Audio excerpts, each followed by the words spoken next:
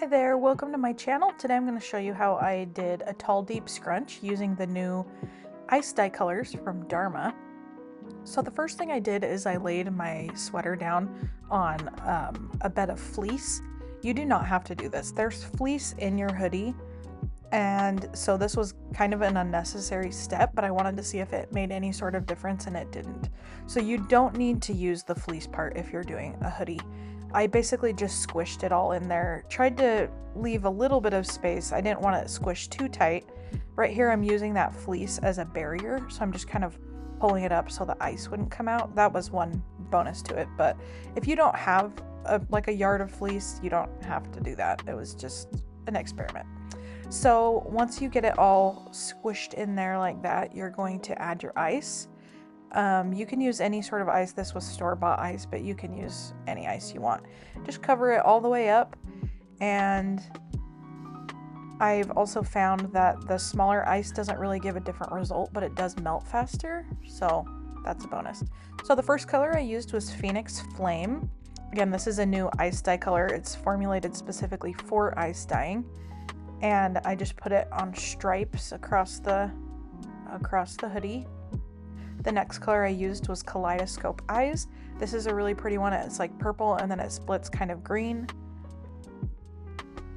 And the last color I used was Alchemist, and this one is purple and it splits a little bit blue. I love these colors together. I think they just coordinate in a really cool way that you normally wouldn't put them together, but it ends up looking really cool. So here I'm just rinsing it out in cool water.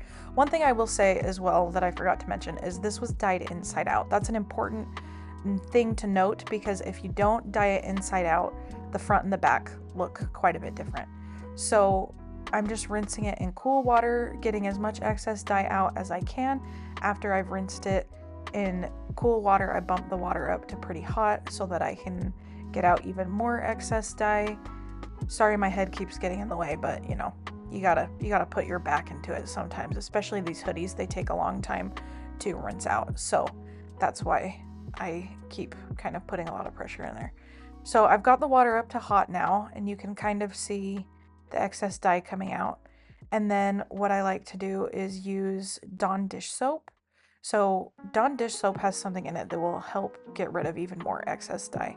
So you'll put the Dawn dish soap on, just sprinkle it on like that, and then I get it really sudsy, and you can see more dye get expelled that way. After I rinse it out so that the suds are gone, if I still feel like I need to, I do another round of Dawn dish soap, or I just put it in my washing machine on a hot cycle and wash it on hot at least once, and just with regular detergent, or you can use Dharma's dryer detergent. So that's how I rinse out my stuff. Here's the final result. It turned out so dang pretty. I love this one. I hope you enjoyed. Please comment if you have any questions at all, and we'll talk to you soon.